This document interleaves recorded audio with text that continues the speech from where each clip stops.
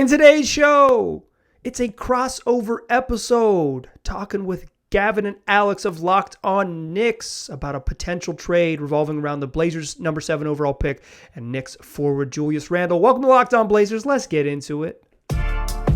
You are Locked On Trailblazers, your daily Portland Trailblazers podcast. Part of the Locked On Podcast Network, your team every day.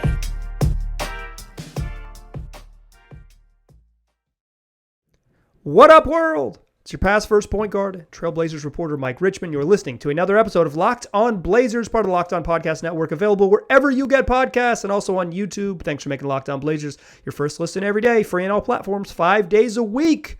So come join us every weekday. Make it a part of your daily routine and make it your first listen. Today's show is a crossover episode with Alex and Gavin of Locked On Knicks. We're talking all things Julius Randle and kind of the state of each team as we eye a potential swap of the Blazers' top 10 overall pick and the Knicks' former all-star forward. Check it out. You are Locked On Knicks, your daily New York Knicks podcast. And as promised, we are joined by the fantastic Mike Richmond of the Locked On Blazers podcast.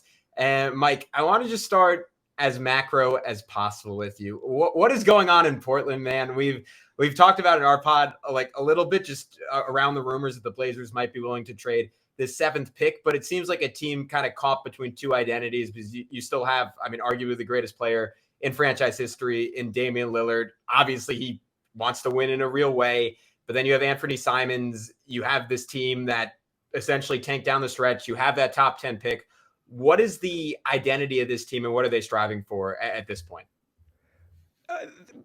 Well, what are they striving for and what their identity is are two different things. What they're striving for is they want to be good. Like they want to be competitive. Dame's going to be like, he's under contract for 3 more seasons. I believe he is going to sign a max contract extension when he is eligible in July, which means he'll be under contract for 5 more years at, another $200 million coming his way, paid through his 35th birthday, like all the stuff. Like I think Dame's going to be a long-term commitment here. And if that's what they're going to do, they want to be good with him. And he has put some real pressure on them to like try to get good, but they don't have very many good players. Like the roster is bad. So that's hard. Those are 2 hard things to square because like you guys cover the Knicks. It's hard to be good when you don't have a lot of good players. So they're caught in this strange place where they want to be competitive and they're going to be aggressive to be competitive, but they're like several steps away. And one of those steps is whatever they do with the 7th pick in the draft.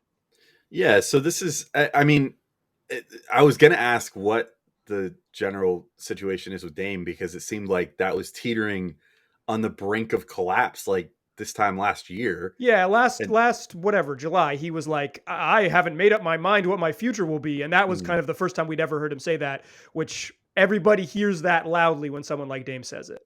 Yeah, which it has probably kind of put the Blazers' feet to the flames a little more. And then, you make the move to offload CJ McCollum, which then gets you this top 10 pick that you have here. If I'm not mistaken, correct? So this is their own pick. The pick they got from CJ is a 2025 first from the Bucks, which is like so outrageous. Yeah, that is far away. So yeah, I mean, it's just like there's a lot to sort of parse through. I guess, what do you think their motivations are with that 7th pick? Like, is your feeling right now that they're trying to use the pick to get better immediately with? I mean, honestly, a draft that we've been talking about a lot is pretty flat after about pick 5 and really has a lot of guys that look like they could step in and contribute at an NBA level. Or do you think that they're more going to try to dangle that pick to get, say, I don't know, a secondary star like a Julius Randle or something? Yeah, like a tall guy who's lived in 2 major American cities and also New Orleans. Yeah. They're going to trade the pick. All of the reporting suggests that they're going to trade the pick. Jason Quick of The Athletic, great Trailblazers beat writer, John Hollinger of The Athletic, Mark Stein also thinks they're like everybody who's plugged in thinks the Blazers are trading this pick. And it just kind of depends on what they trade it for. Do they trade back and try to get a vet and a draft pick in the teens, or do they swing for a bigger, brighter, rounder power forward that is super left-handed? I mean, it sounds like someone I know. I don't know.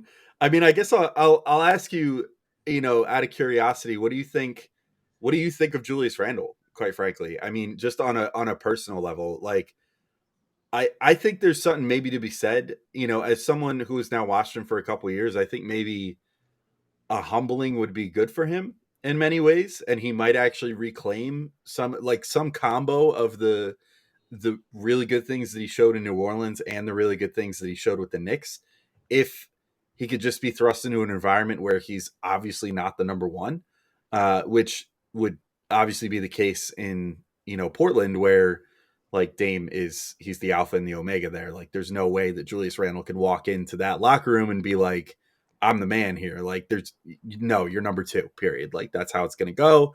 You're going to run some pick and roll with Dame. You're going to, hit some open threes or whatever. Hopefully you're going to dive to the rim more like you used to, but also if we need you to get a bucket, you still have that ability that you really, honed and perfected with the Knicks. Like, I don't know. I guess that's probably kind of like my elevator pitch, but I would assume that he is one of the names that is sort of floated a little bit, around the Blazers as far as a star type player that might be available. So like, what are your thoughts on him right now going into the draft season here with that number 7 pick equipped? Well, it's funny because I was a little worried that when I was getting ready for this, that I'm kind of not a Julius Randle guy. And I was like, oh man, I'm going to go on the Knicks podcast. I'm going to go on Locked On Knicks and I'm going to be like, not so. But then I remembered you can't say anything worse than what we've said. Yeah. I remembered that he's had some beef this year with the fan base, with, he's giving us the thumbs down to the great, he's giving us different people in New York too. City. Yeah. So I'm not a big Julius Randle guy. Like, I think he was really fun 2 years ago, like legitimately very fun, a revelation in that first year, but he also probably shot better than 3 than he's capable of. He just was like, he was on a heater for 8 months. And some of that might be just like he played with Derrick Rose and he got a little more space, and then he didn't have like a legitimate point guard, with all due respect to Emmanuel Quickly. And like he was worse, but I think he just needs the ball in his hands. He's such a high usage guy. He's a really good passer, but he wants the floor to bend to him before he makes those good passes. He's not like a natural ball mover. I think he's a weird fit with Dame, because Dame hates playing off the ball. They tried it several seasons to get him someone that could let him get off the ball. He hates it. So it just seems like an awkward fit. That said, Julius Randle will be the Blazers' second best player the day he's like, if he were to come here, he'd be the second best player. Like, they need talent desperately. As I joked at the beginning of the show, he would be a massive talent upgrade. What do you think Dame wants at this point? I think before we go into like more specifics on the trade for the 7th pick, it's almost worth establishing that, because I mean, to what Alex said, what you noted, Mike, like last summer, it seemed like he just went into, as much as I love Portland, as much as I love being the guy in Portland, I want to win a championship before my career's over, or I want to get a credible opportunity at a championship. Right. Maybe you disagree with this. I always felt there was a ceiling on him and CJ as a duo, and maybe not with the right teammates. Maybe there's a ceiling on a team with Dame as its best player. But even that aside, to your point, like Portland's supporting cast has probably never been worse than it currently is in like the vast majority of the Damian Lillard era. And he's presumably not getting better as a player at this point as he heads into his mid-30s. So how does this end in a way where all parties are happy? Is he content just getting paid a lot of money, scoring a ton of points, and being the guy in Portland? Or even if he signs a contract extension, do you think this inevitably hits a new breaking point and he says, wait, all of a sudden, I actually do want to win. Trade me somewhere else now that I've gotten my back? I think that the executive getting fired last fall is an indicator that Damian Lillard won. Whatever that means. He won. He didn't want to be here in July. When we got to December, the lead decision maker got fired. Dame's still here and he's going to the draft lottery. To me, that signals that I don't know what one means. That's why I'm not like being specific. But to me, my read on it is that there was some beef and they chose Dame, because why wouldn't you? I don't think it's that simple. Like, I think there was more going on with the executive stuff, but I think Dame still being here when the decision makers are gone suggests that he will be here into the future. Obviously, there's a place down the line 2-3 years from now where he's like, well, I'm 35. This sucks. I want out. But I think for the next 3 seasons, there's some comfort here just because of the way last season played out, the way that he's been so vocal about, it's like almost a meme that every time Dame does a national interview, he has to talk about loyalty. It drives me insane, but there's some truth to it. There's some truth to it that he is like pretty loyal. And one of the ways that you show your loyalty is give him $100 million. That will really help everyone feel Very more loyal. connected. But yeah, like I think he wants a credible shot. Like I think that's a good way to explain it. He wants a credible shot. And so now you get to this stage and we can talk about the specifics where a credible shot probably looks like adding veteran help around him. They haven't had a good forward core. They've had a really bad forward core. They have a really similar thing going with Dame and Anthony Simons that they had with Dame and CJ McCollum. In fact, some would say the same thing going. So what they need to do is they need to get better forwards. And so that's why when they have the 7th pick and there is a certain forward available, it is a realistic opportunity. And just because I don't like it doesn't mean that Damian Lillard, who certainly has big influence on the roster, and the Joe Cronin and the Portland front office aren't considering the real possibility of making a deal with the Knicks.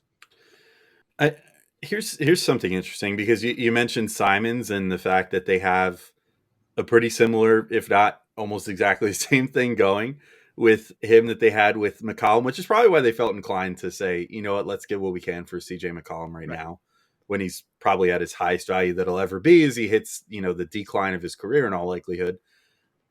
Simons is probably going to get paid a decent amount of money this coming offseason. And, I was actually really surprised when I just looked at the cap sheet for the Blazers because they actually have a pretty decent amount of cap space this coming offseason. They could. They're probably unlikely to be a cap team, but they could have cap space because to have cap space, they got to renounce Nurk and Joe Ingles and a couple of their other free agents. And then they would lose they have a big traded player exception they got from CJ McCollum, which is in part how they would get Julius Randle on the cheap. And so if they become a cap space team, it gets harder to make all of to have all of the tools they need to get better. So they have some flexibility, but I don't think it's very unlikely that they end up as like a big cap space team, although they could clear $35 million relatively easily.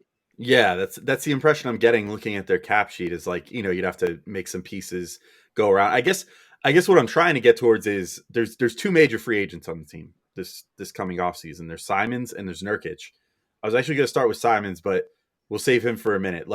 I'm really curious about Nurkic because he's, I think, one of the guys that seemed more so than Dame to be pretty unhappy with the situation, at least based off some of the reporting that I've read.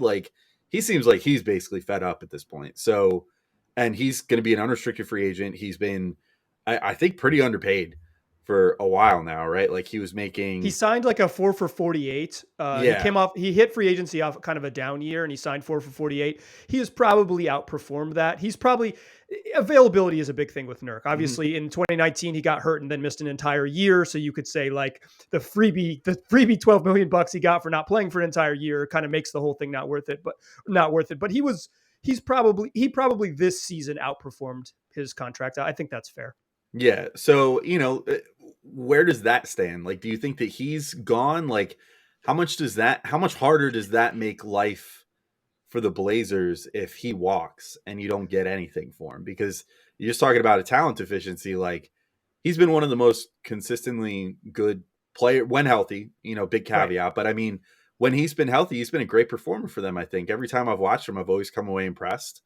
And, I feel like if they lose him, that's a huge step backwards. Do you think that there's also a world maybe where, this is a whole different thing, but the Knicks have a free agent big man of their own, do you think that Portland might be in the market for a big man this coming off season as well, if Nurk walks, which seems to sort of be where things are leaning, at least to me from my outside perspective? So the only reason that I think Nurk is that the cards are pointing the other direction for Nurk is that he agreed to not play the final 25 games of the year. They shut him down. And if he was really entering free agency, he had plantar fasciitis that he had reportedly been dealing with since September, but it came up when they shut everyone down after the All-Star break. And I hate the S word, but people have told me that Nurk was fine. So I don't want to question people's body, but I have heard pretty clearly that Nurk was fine. He could have played, and it's hard to convince a guy like Nurk, who durability has been a big thing, to sit out the final 24 games of the regular season, entering free agency, if you don't have some kind of wink deal going on. I mean, teams don't tamper. That's never happened. They would never agree to terms beforehand. Like, you guys know, that's just like, it's not how the league works. But I think I have a hard time believing that there isn't an understanding that they're going to pay Nurk, and Nurk's happy to get paid just because of the way his season ended.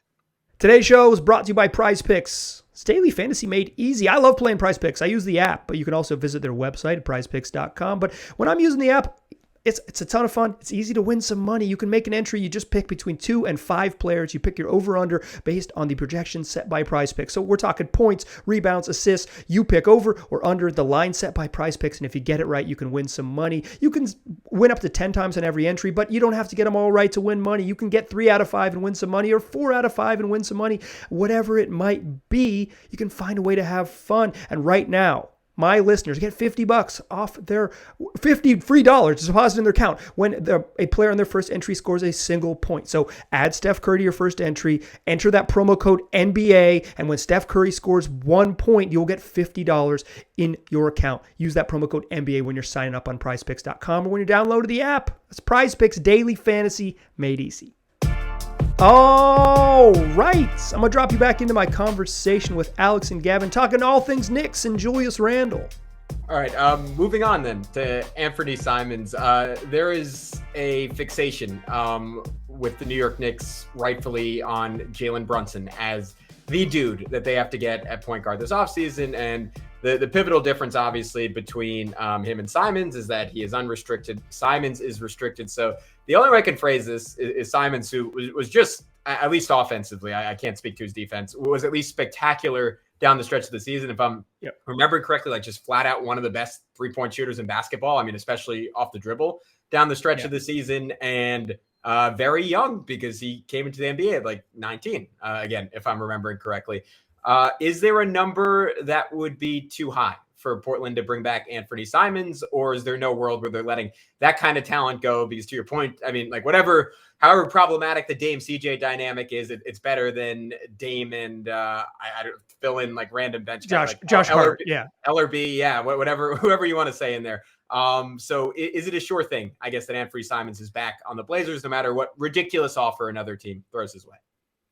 I think there's probably a number, like I think his max number is 119. So it would be 4 for 119 from another team. That's probably too high for them. But like, are the Pistons going to offer Ant over DeAndre Ayton? Like, are we kidding?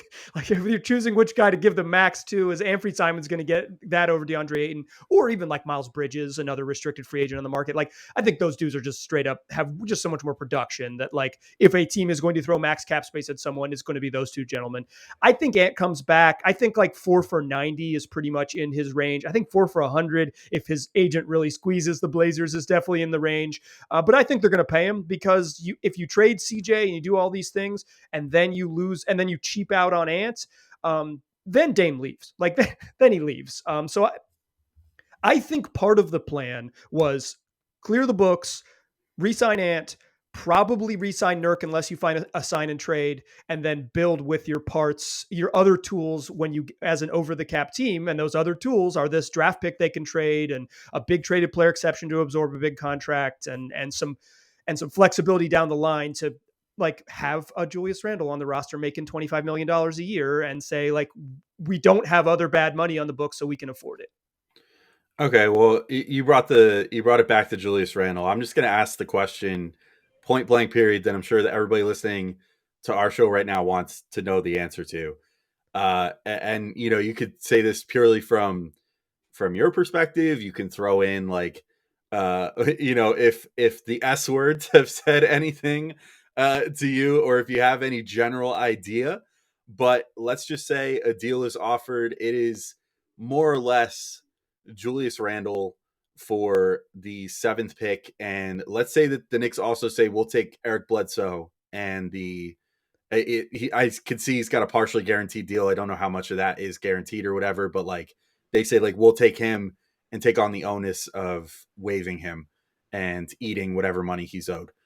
Is that a deal that the Blazers seriously look at, or do they kind of like laugh and hang up the phone and say, nah, come back when you're willing to include at least like a young player or something, or like your 11th pick or whatever? Like, what's your general read on a deal like that?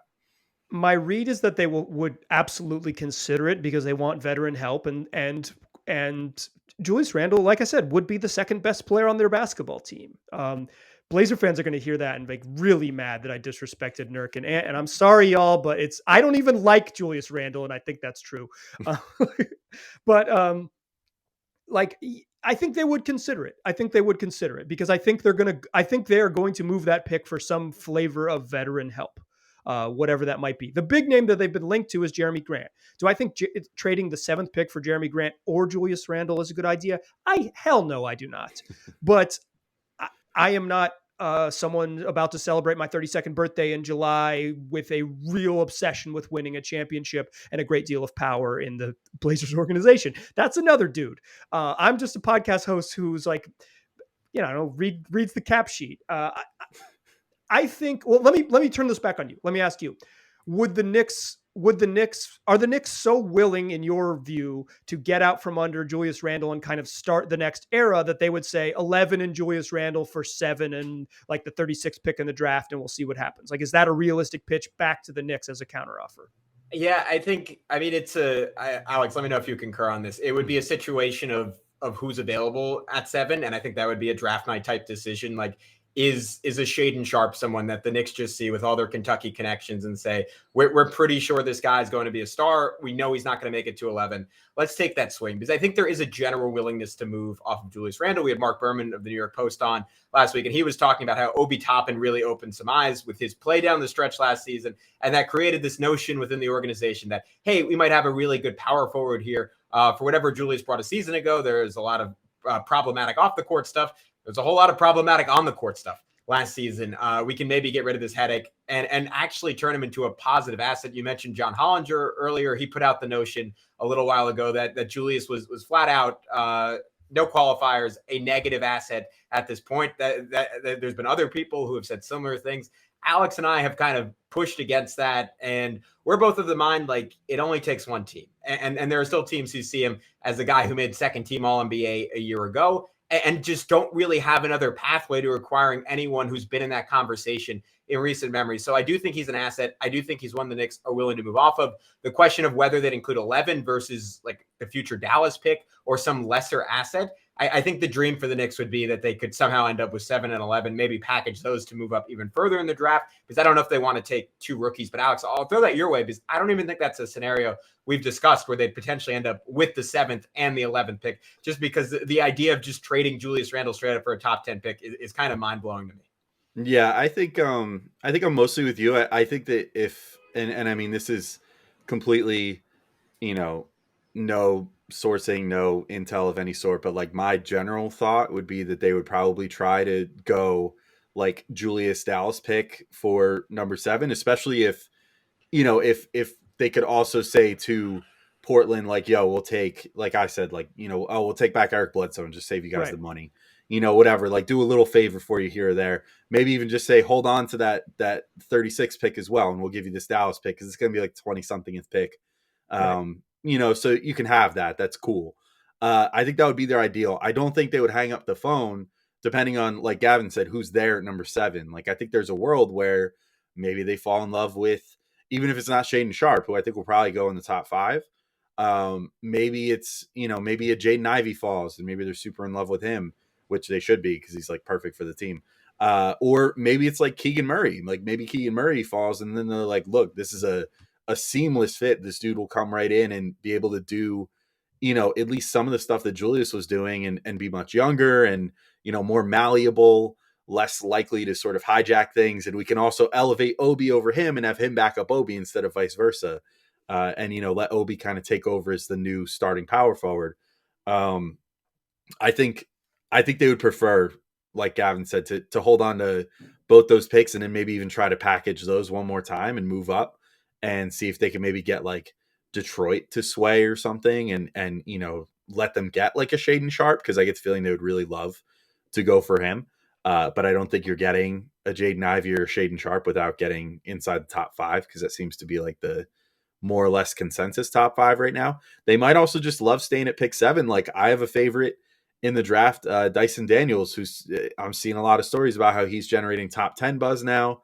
As Gavin mentioned, we talked to Mark Berman last week, and he said that the Knicks talked to him, and that Dyson was speaking pretty highly of how the Knicks representatives were talking to him about their potential interest levels. So yeah, I don't know. It's a tough thing, right? Like, I'm kind of blown away by the fact that you weren't like, ha ha ha, screw you, like hang up the phone. Well, to that I wouldn't do offer. it. Like I hate it. I'm saying the Blazers but might. the Blazers even, like even just trying to project what the Blazers would do, I'm kind of surprised.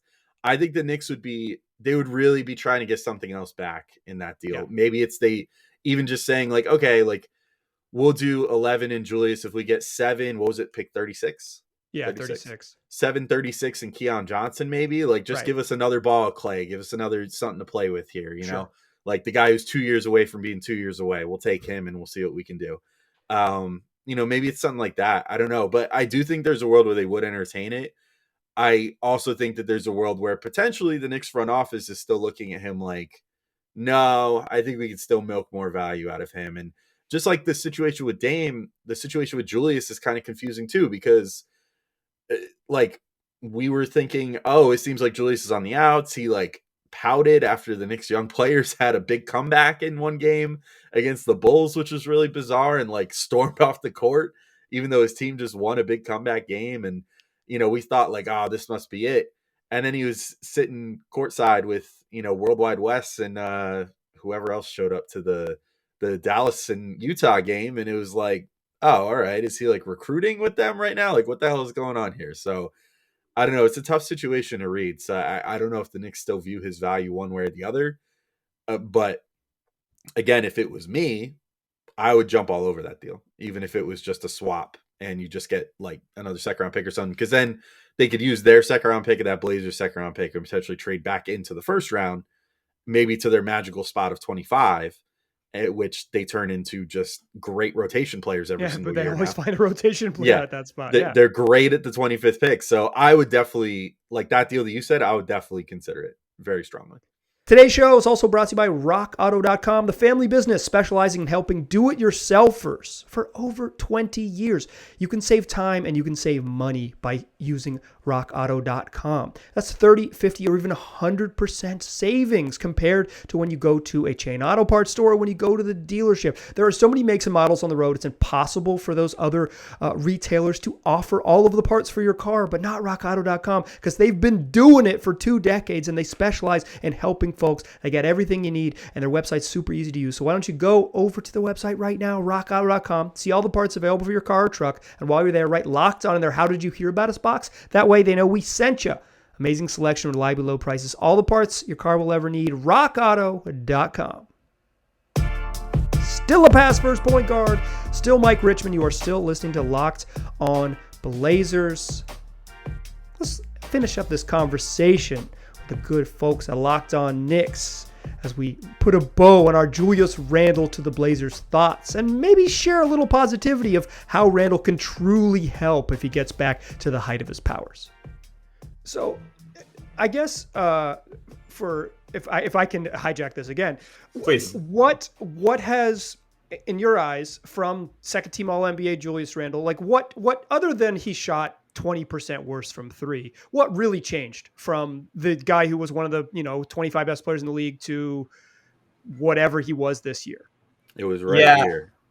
Alex, I'll leave that to Alex to talk about. I'll say purely from an on-court sense, I think the context shifted a little bit in that Kemba Walker was added to the team. Evan Fournier was added to the team. RJ Barrett was ready to take a step forward. And I think Julius thrives when there's zero ambiguity to his role and it's just very direct. And it's like, hey, man, it's your show. Go to work.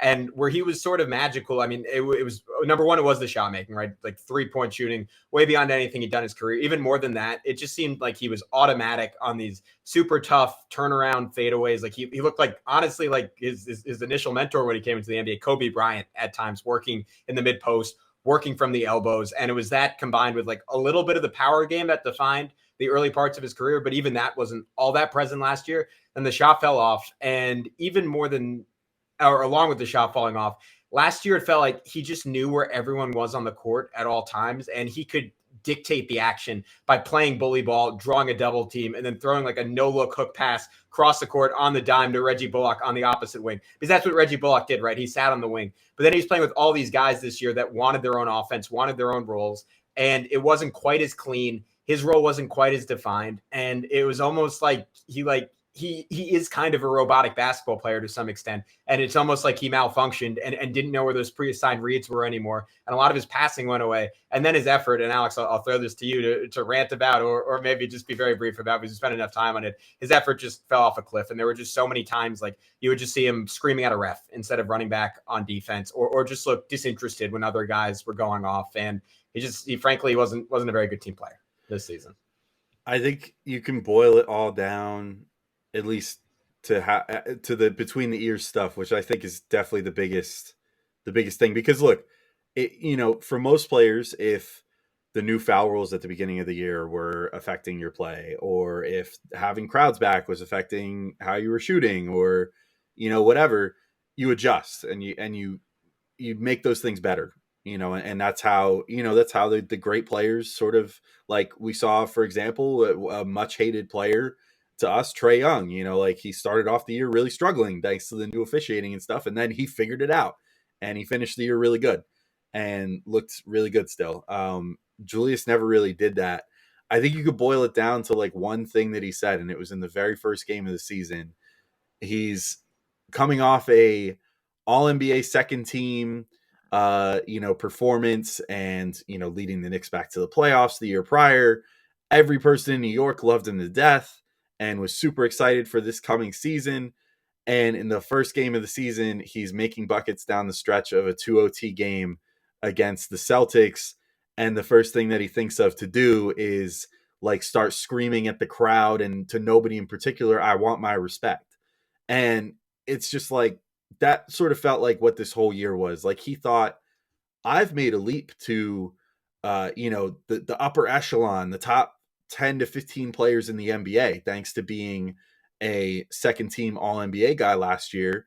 So why am I not being treated like one, whether it's on my own team or, by the officials or what have you? Like, the whole year seemed like he just had this chip on his shoulder that essentially boiled down to, I was so good last year, so therefore I've earned this, and like I've essentially paid my dues. And that just led to him not, like, he, as Gavin said, was mailing it in on defense a lot.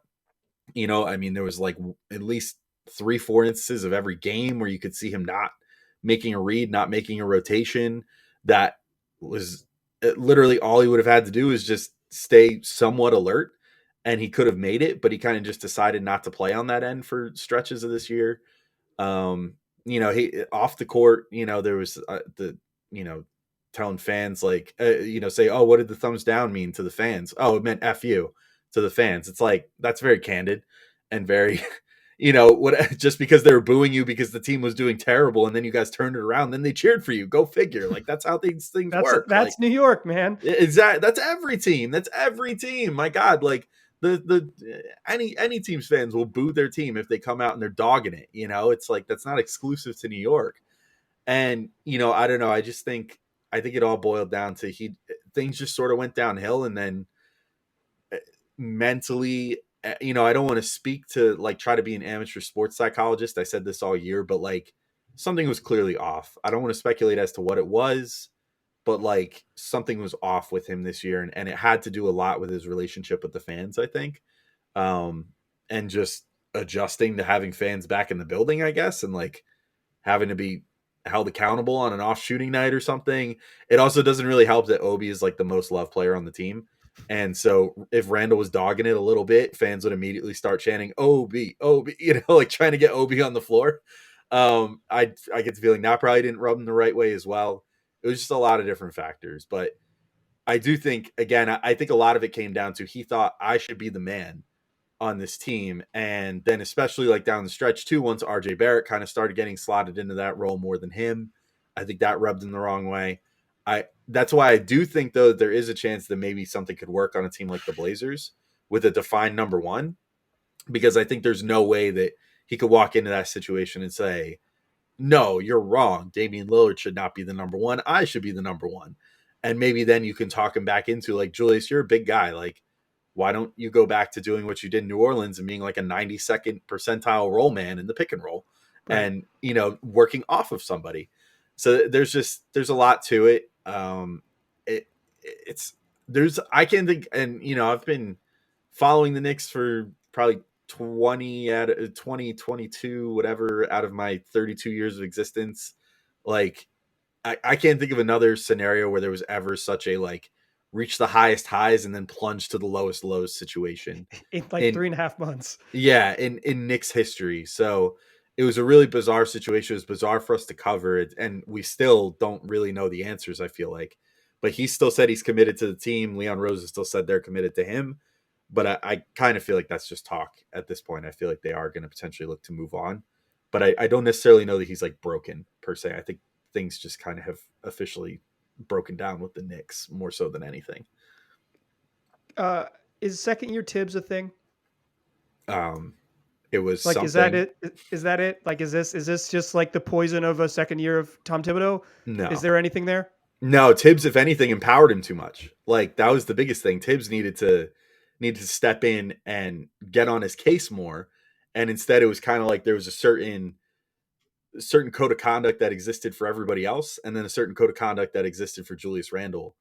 And Randle was not held to having to play good defense and do all the things that all the young players had to do to hold their playing time, like Obi Toppin, who struggled to get like 15 minutes a game.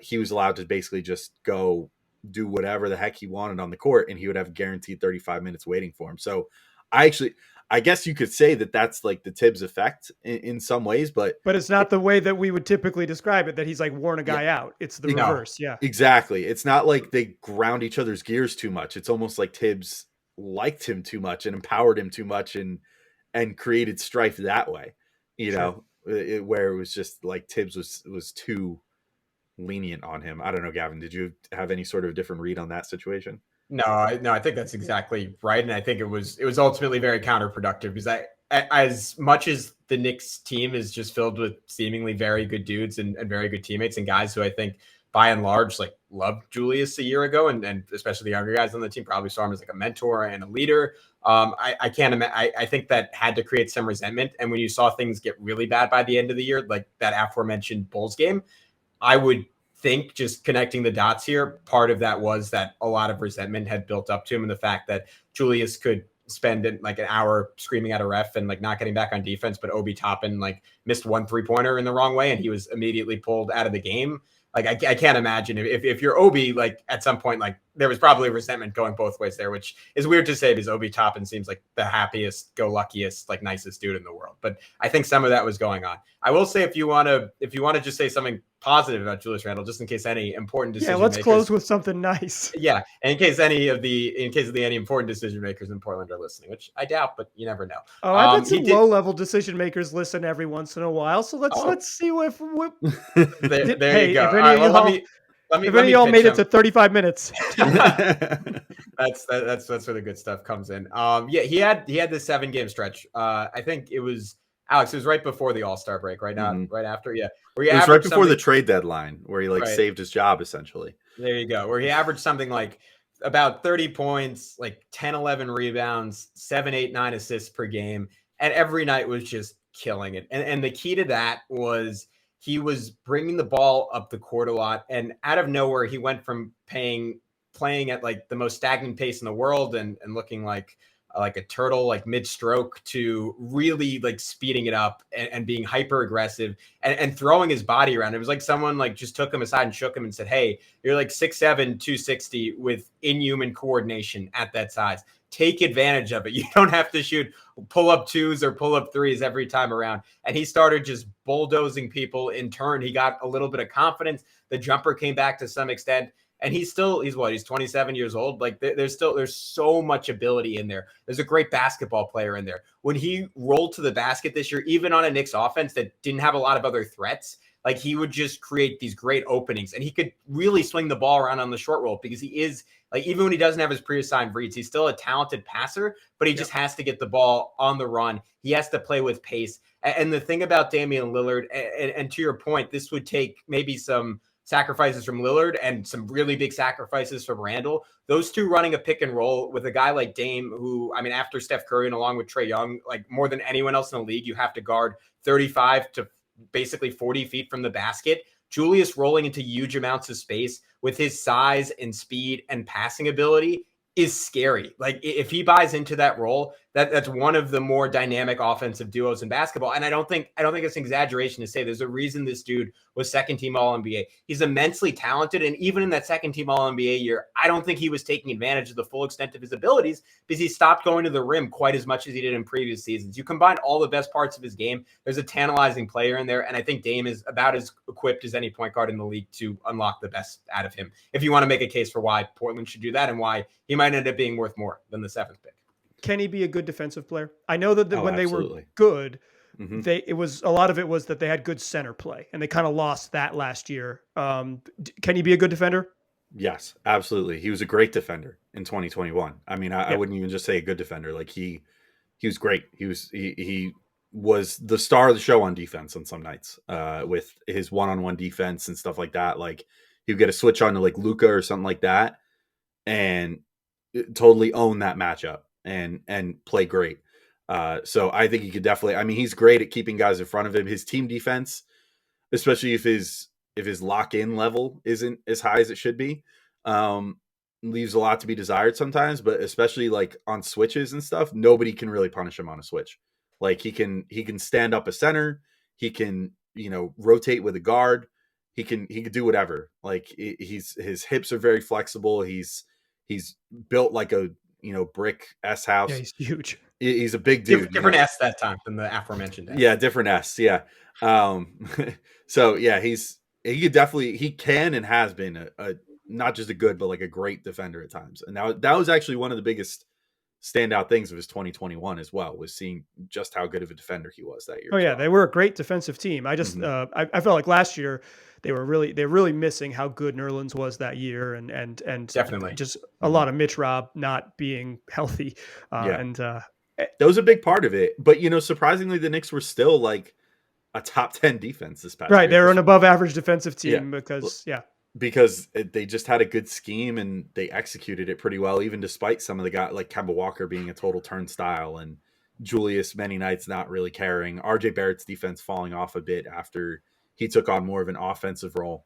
So yeah, he's been a part of a really good defense, and it wasn't, don't let anybody tell you that it's all the center play, because they've had some good perimeter defense, and you don't get a top like 5 defense with just good center play.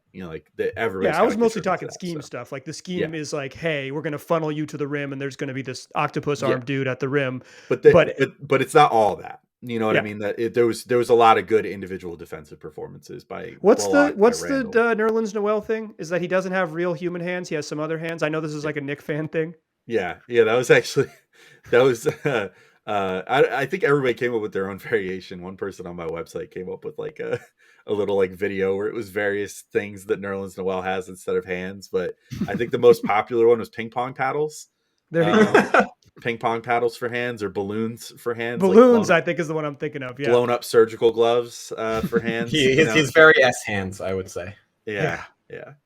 So anyway, I think we've.